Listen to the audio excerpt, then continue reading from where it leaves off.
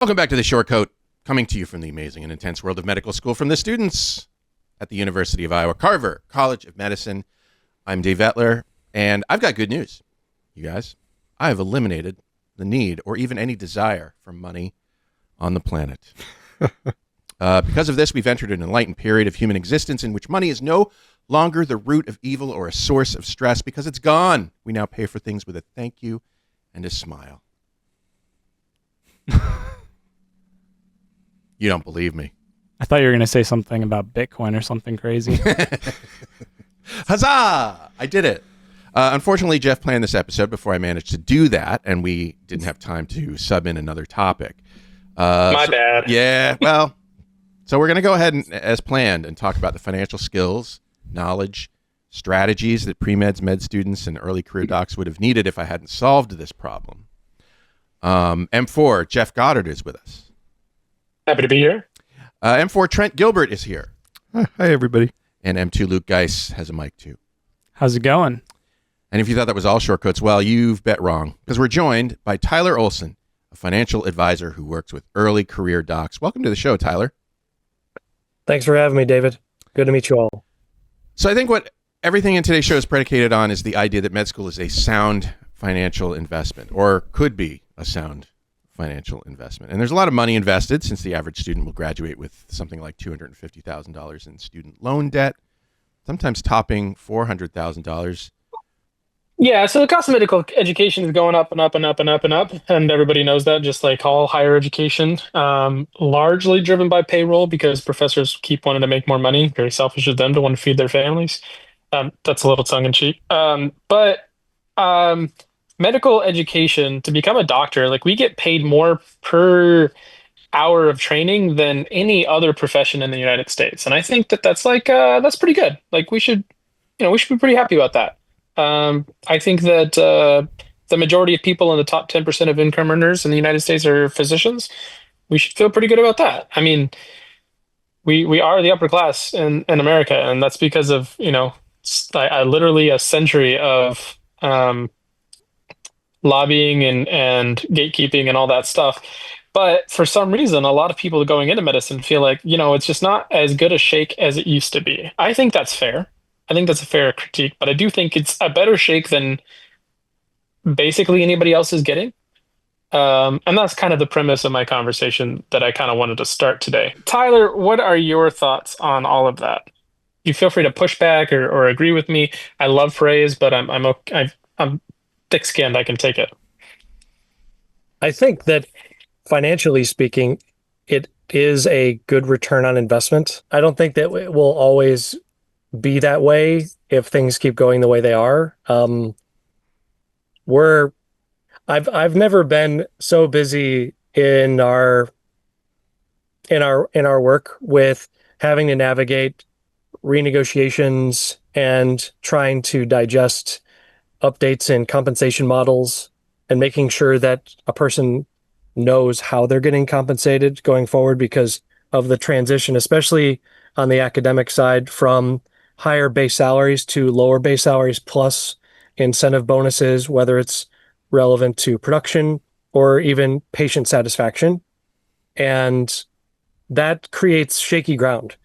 I can tell you that the reason why I started by saying that it is financially a good investment is because if you went to, let's say the average training years is 5 years, just like split it down the middle, and say on average you make 60,000 a year, so that's 300,000, and then you made 300,000 a year as an attending for another 25 years. The average income over the course of that entire 30-year period is about 260,000. And if medical school costs 250, 275, 300, depending on the school, tuition and such, when you talk about return on investment, that's not a bad deal. You're essentially getting approximately anywhere from an 80 to even a 110% return annually on that investment. But I don't think that's the real thing that like is making people talk about this. I think it's because they see what the future looks like in terms of how their compensation is being affected by CMS and by the efforts of administrators of cutting costs, and then autonomy. I think that's actually the biggest one. Like people talk about it because they're like, well, the money's just not as good, but they're losing the autonomy. And when you do that, what might make it feel a little bit better with is if they're getting paid more. But what's happening is they're getting paid less and they're losing autonomy. Right. I think that's reasonable. You know, a lot of people talk about how, you know, in the 90s, everything was looking up and everybody was loving life because we were on this infinite growth curve trajectory, and everybody loved the fact that we were doing better than we were in the past. And all of a sudden, things started slowing down, and people are grumpy. But the fact is, like, things can't grow forever. But people are complaining because what they have, that their baseline is compared to the past, things were growing, and it seemed like forever. So I wonder if a lot of the frustration that doctors are feeling is that, especially older doctors, they remember a time when, yes, they had more autonomy, which is for sure a thing that has changed a lot in the last generation of physicians. But also, they remember a time when they were training or when they were starting their careers where growth was fast for the entire economy. And it just isn't that anymore. I get what you're saying. There is a place for understanding that in order to, like, in a business model that is intentionally designed to allow each person's role to function to a, you know, with greater efficiency, focus, there are costs involved. And I can even use myself as an example. For years, I was a solo advisor and I just did everything. But it got to a point where there were administrative and analysis things that by having to do those things, it made me less efficient. So I made an intentional decision to actually reduce how much I would get paid in order to delegate those things. So the concept of administration is not unwise. It just, I have to constantly be thinking about each of the individuals involved as people. That takes more than just numbers. That takes more than having an MBA. That takes having a degree of understanding and taking time to think about people. And when you're in a business that's really large and it's focused on revenue, that exists less and less. So, yeah. I mean, I agree with you. Like that's just the trend of how it's going. It's just there's a lot of unwise decisions that are uninformed by the reality of what it takes for you all to take care of patients. Let's say that things are starting to like stair step down in terms of revenue.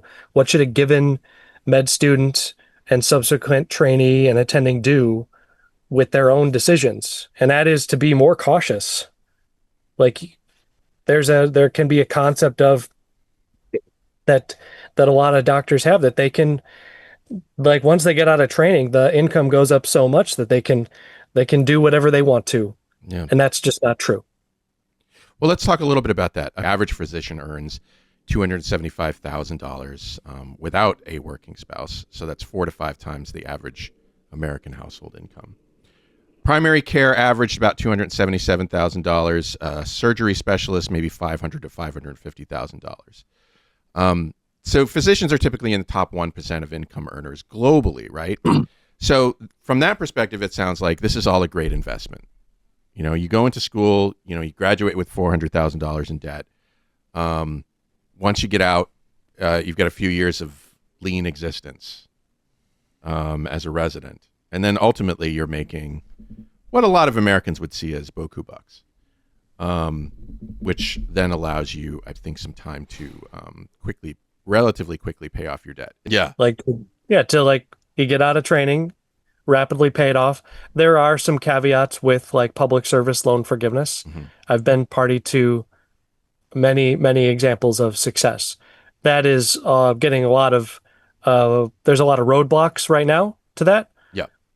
But that public service loan forgiveness is like among the things that are political footballs. You're never quite sure. I feel like you're never quite sure whether they're going to be around or not when it's when you need it. I personally think that all pre-meds and medical students who are on the cusp of deciding what they're going to apply into, they should not be counting on public service loan forgiveness. Mm-hmm. I agree. And Yeah, I mentioned that specifically to especially to those who have if they're oscillating between a lower paying specialty and a higher one that they equally like. And just beware that if you pay the lower paying specialty, don't lean on the idea of PSLF to convince you that you won't have to pay off your debt. And I know there's a lot of I don't want to step on any toes here. I know it's not just you shouldn't choose your specialty because of the money, but it should be informed by the money. And I know some have gone into even some subspecialty pediatric fellowships that lead them down to lower income, and they're like, well, I'll go for PSLF. And for anyone who's past residency, or even if they're in the middle of residency, I still generally think that PSLF is there and it will stay there, especially as if the administration changes, that'll obviously bode differently.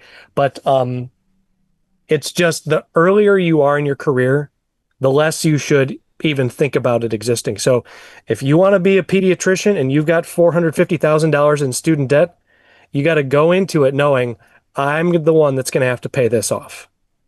And if PSLF exists for some reason and you work at a nonprofit, that's great. Yeah. But I wouldn't count on it. I'm a non-traditional, so I had a day job in my 20s, and I worked in investments, specifically a lot of real estate stuff, low-end real estate stuff, warehouses and small apartments and that kind of thing.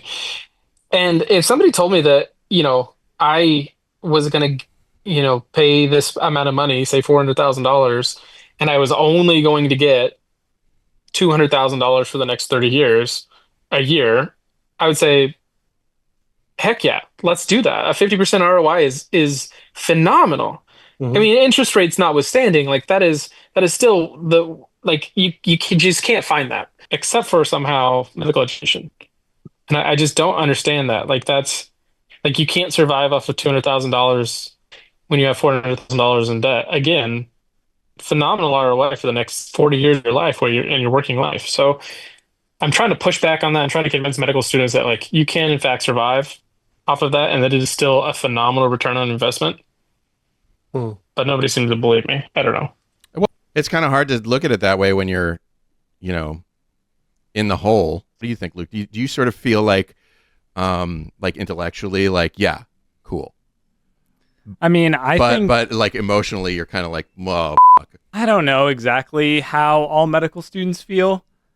I think one of the hard things is sometimes it's the people that you look up to, when they say that they're struggling financially. And I'm not sure how many medical students have people that they know that are doctors or whatnot. But when we were kind of thinking about things to talk about for this episode, I saw that there's so much lifestyle creep right now. I think a lot of people don't even realize. I'm very passionate about finance. I try to be a part of every financial episode we do here. And just one of the things when I was working in industry with people, it was families making $150,000 a year that didn't think that they could make it.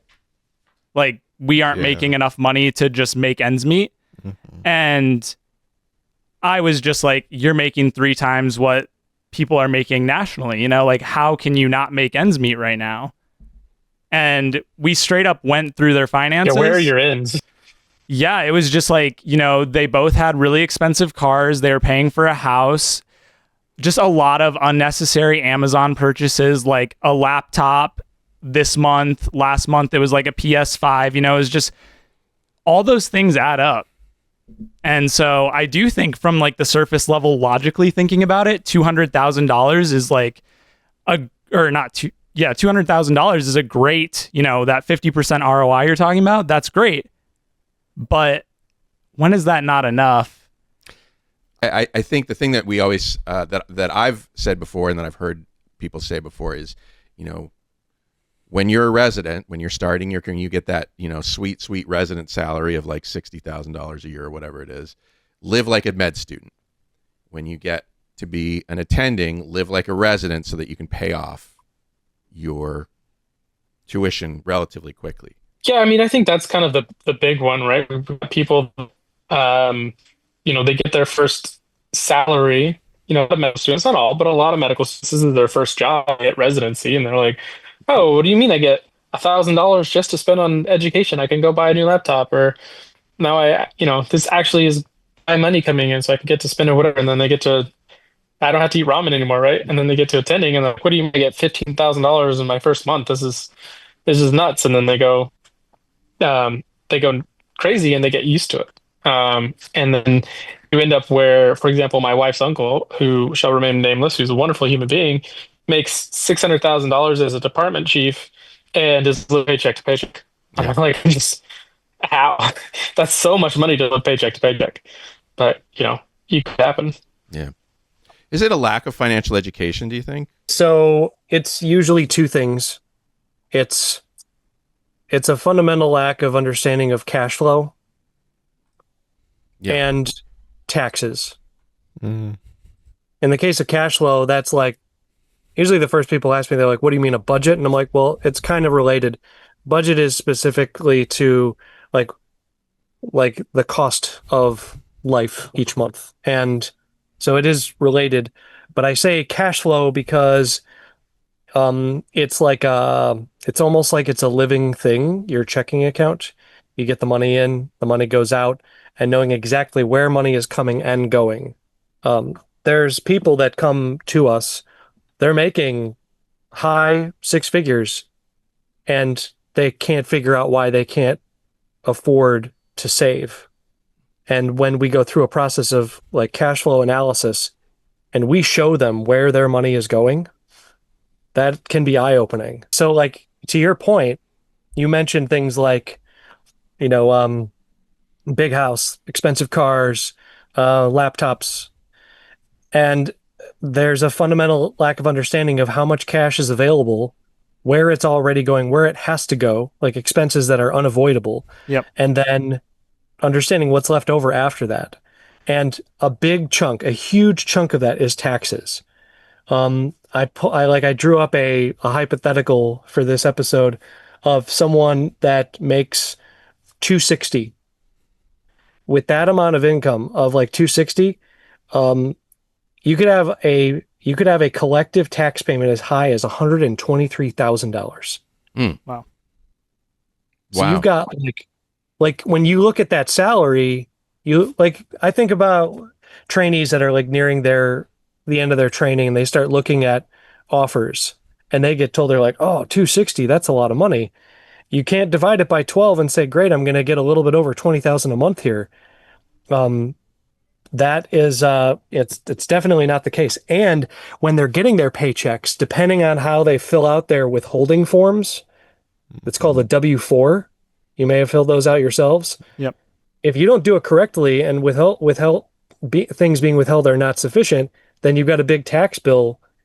And so having an understanding of how much tax is actually owed helps you to get down to the real numbers, what is available.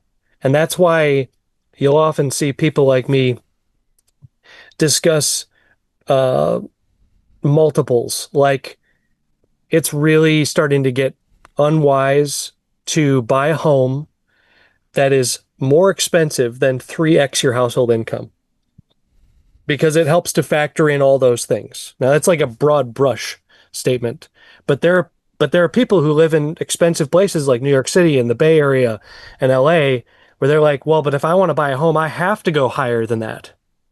Sure. They're like, "Well, we have to, each individual has to really decide for themselves what they have to do. Do you have to do that? Maybe you do. I don't know." Like, it's a very individual decision. So, but it's the kind of thing, like, it's the kind of thing, if you don't think about it, then you're not gonna know. Yeah. You're not going to be able to sort of make the decision, do I have to do this? Right. And people don't like facing that. That's a tough and a bit of a scary situation to face, because they may come to realize that something that they conceptually prioritize, they don't actually think is that important. Yeah. Here's what I want. Here's what I want, financial gurus. Here's what I want. I want to walk down my stairs in the morning and see a display on my wall that says it's like a dashboard of my current financial picture, my liabilities, my assets, my goals, and my progress toward those goals. Like, I want to walk down the stairs every day and see that, because otherwise it's completely out of mind. Do you think that part of the problem is that, in the day to day, you're not sort of focused on money, you're focused on just getting through the day, and then you sort of deprioritize thinking about money because, well, I'll just worry about that later, kind of thing? Absolutely. Yeah. We tend to, everyone's a little bit different in like what they're able to remember and recall. Yeah, I'm able to remember shit. So like here, like I have a lot of trouble with this personally. Mm-hmm. Like, even though this is my field, like when it comes to my own personal understanding of cash flow, I've had to realize that I need things in front of me visually. Yeah. And so we actually have a routine now, because my wife and I, we do not want to spend our precious hours in the evening talking about money. Mm-hmm. And most people don't, but we have to like be on the same page. But we also hate unnecessary technological intrusion in our lives. So I manage our cash flow, and I have a sticky note, and I stick it on the bathroom mirror once a week and say, this is how much money is available for us to spend on whatever we want to. And then we literally, like, we have a pen, and every time we have a transaction, we subtract it. This is great. And then now we're on the same page. It totally comes down to how willing you are to sell your data. I know. because Mint Mobile, I used to use Mint religiously. It went downhill slowly after Intuit acquired them, and now Mint no longer exists, and it's like Credit Karma net worth or something. Right. But at one point, Mint was exactly what you were describing. Yeah. Like, it would show all of your assets, all of your expenses. It would break down what you're spending. It would identify recurring payments. You have to be willing to sell them your data, Mm-hmm. right? I think in the ages that we live in now, across the board, you have to either make the decision, I'm really going to try to keep my data private, or, at a certain point, they're going to get your data one way or another. And I think over time, I've just become more okay with them getting my data one way or another, because I don't know to what extent banks share some of this data anyway. Yeah. But I do think budget apps are actually very good still. If you're willing to give them your data, they I think are a much less complex way of tracking your finances, and lower effort. Is my take. I agree with you, Trent. I used to use Mint, and I do use Credit Karma now. Sounds good. It's not as good, but it suffices. It'll get the job done. It's certainly not the same. Doesn't feel as good, but my wife and I do like a monthly recap where we talk about our finances, and we have like a set, kind of like you have the sticky note on your mirror. We have like a set allowance at the start of the month, and then at the end of the month, we go through all the transactions and see which ones like were personal expenses, and we take that out. If you spend more, then like it comes out of your budget from like prior months, but hopefully you can like build that up and actually see, how much you can spend. It gives you a clear picture. I feel like a lot of people don't have a clear picture of how much they can spend. I like Monarch Money personally. Yes, that was the one people recommended after Mint kind of folded. I remember, but I think it costs money, doesn't it? Yeah, it's not free. Yes, it's That's not something free. like, I think it's something like $15 a month or something. Yes. Yeah, I like free. Free is good. Free is nice. Well, Free you is guys are at the free stage, right? You guys are It at is not free. But yeah, I get what you mean. Monarch Money, consider sponsoring this episode, and then we could try you out for like a few months and then give you a review. Well, I was going to say yes. There we go. Yes. But also I was going to say, because these things, like, sign up for a few months and see what happens. Yeah. I don't know. There's an initial time investment for some of these things that maybe might make that a problem. But yeah, you could start and see what happens and be like, I don't know, I'm not feeling it. But yeah, what is there a penalty to this? I mean, there must be a penalty to this delayed start to saving and investing that I mentioned earlier. It's problematic to make realistic comparisons because, just because you go into tech or finance or something doesn't mean that now you're making 200K at age 25. Like, I mean, there's certainly some loss because of the delay. You're really, I think, earliest, what we're talking like age 30 is when the very earliest that someone in a 3-year program would start making more money. And actually, the best way to compare it would be to look at, like, let's say you were to compare it to someone who at least had enough income where they could maximize their 401k contribution. And in that case, that's 23,500 a year. Right now, that's the max. It goes up annually a little bit, but for 2025, it's 23,500. And if you were to compare doing that for 5 years, or we'll say 6 years, that's about $172,000 that you would have by age 31. S&P is, I don't know what it's been in the last, how much it's up over the last 5 years, but it's significant.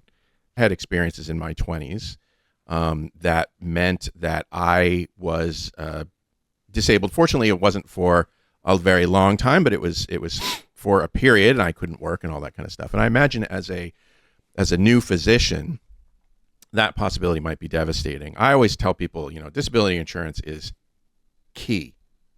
It is super important for you guys, especially.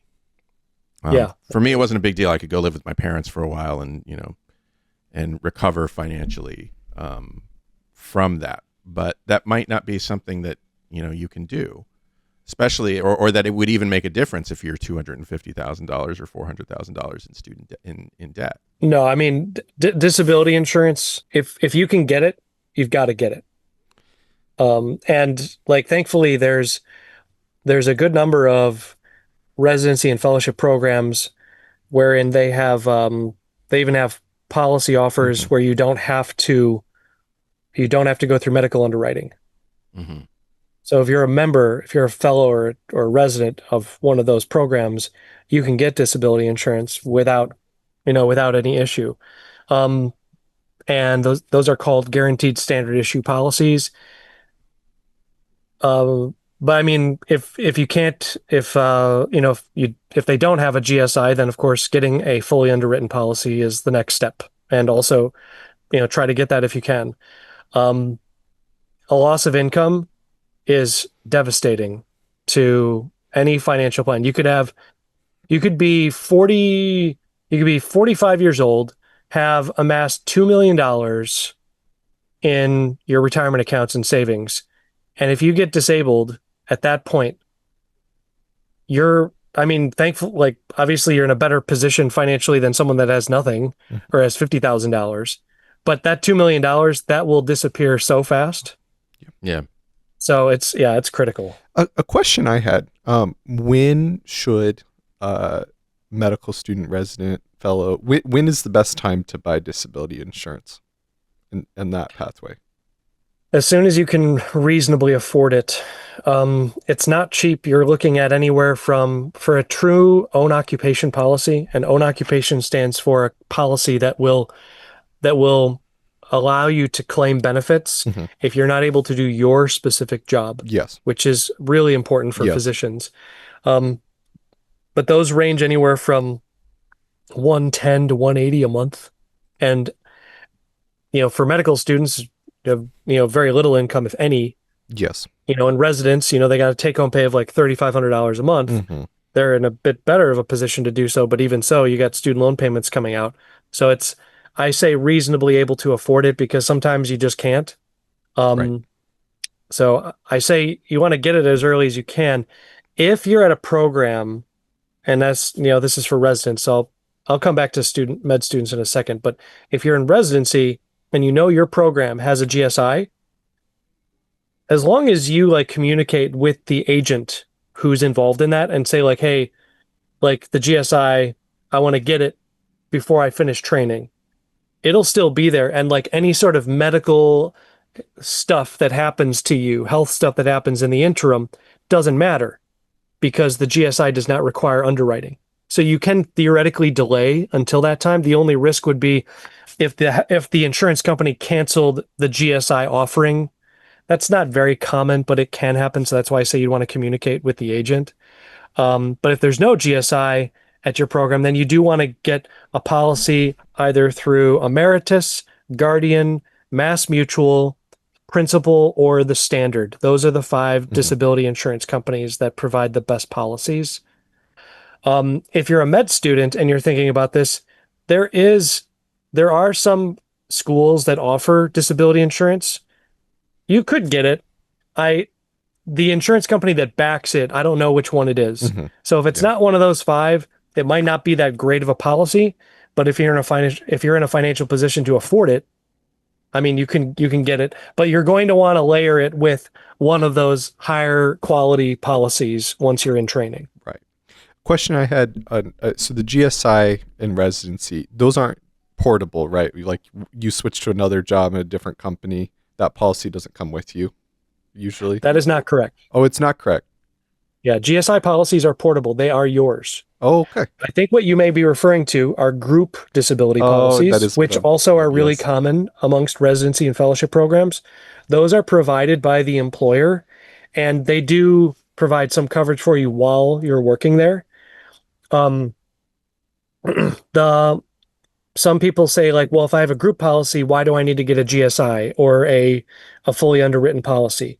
And the answer is that, one, portability is a factor because group policies are not portable.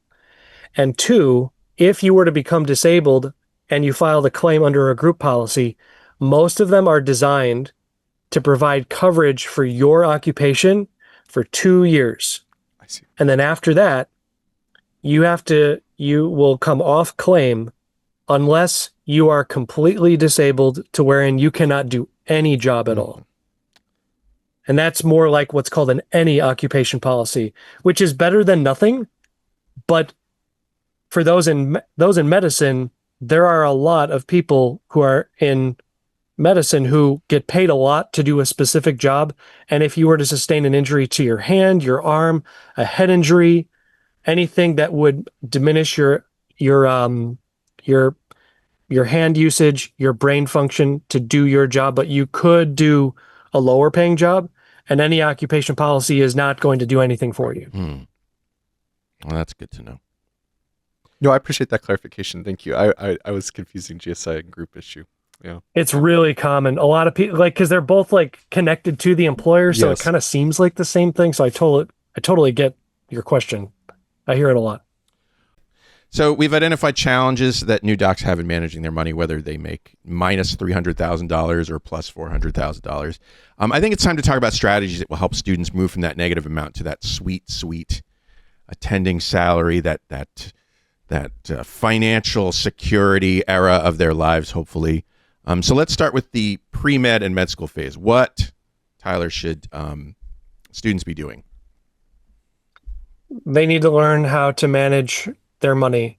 Yep. So we're talking about, for most med students, we're talking about loan disbursements. And so as you have that money coming in, a couple times a year, learning money management is a really good habit. Even if you're able to, say you like set aside like $5, $10, $15 a month and throw it into an Acorns account or Fidelity or something like that. Starting the habit of automatically saving is a really good thing to learn early on, because when your paycheck goes up to like, you got like $2,000 every 2 weeks, that's a pretty big jump from nothing, right? And then from there, you go up to like, $5,000, $6,000, $7,000 or more every 2 weeks as an attending. Those baseline habits that you developed years ago will help you, even though the numbers are bigger, the steps are still the same. So that's the first thing for med students. And the second one, save up for 4th year expenses, ERAS application fees, interview costs. Obviously if they're virtual, it's not as much, but still there's something there. Moving expenses.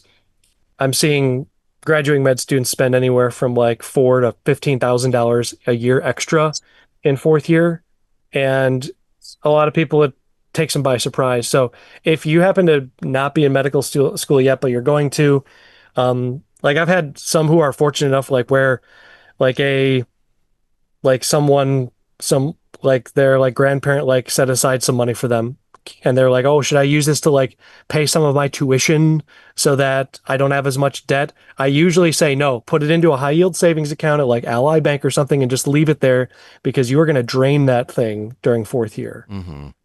So that's those really, those are the yeah. two things I think with med Emergency fund. students. Yeah, sure. Yeah, just reserve fund. Have a budget. Yeah, I mean, like, because having a budget and managing, so you don't go into credit card debt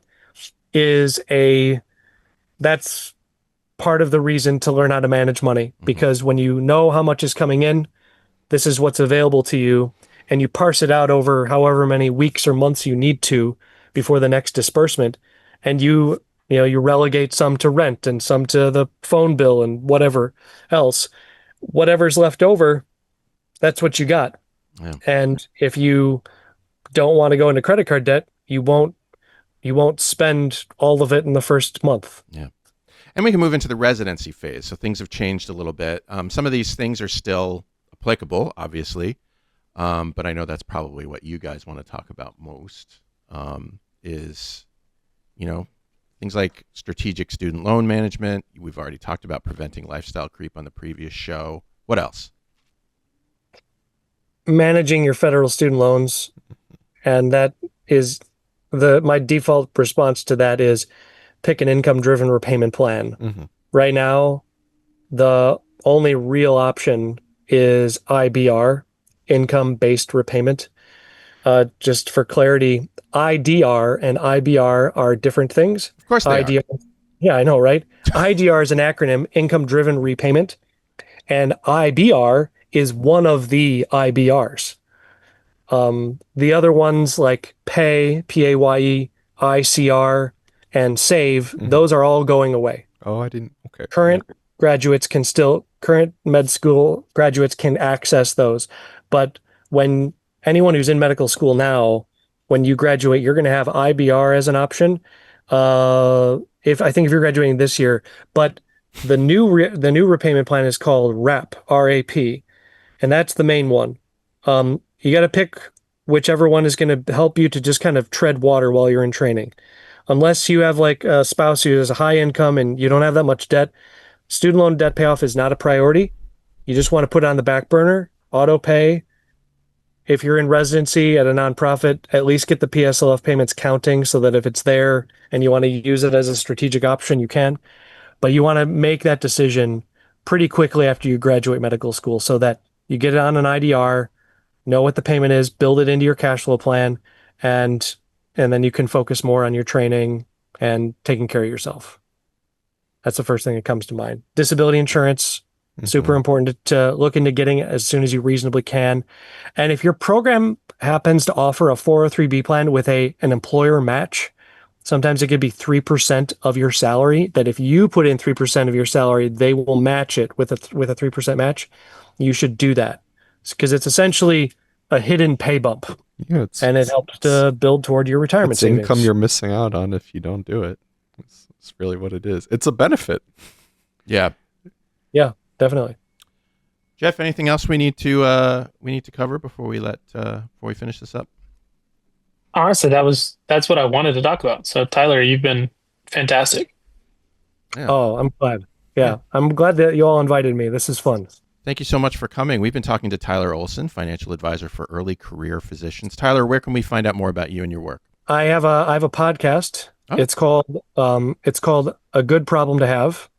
It's not even live yet, but it will be in 2 weeks. Nice. But if you go to olsonfp.com, OLSONFP.com, there will be a podcast page for it there. I'm also pretty active on Twitter right now, but that may not always be the case.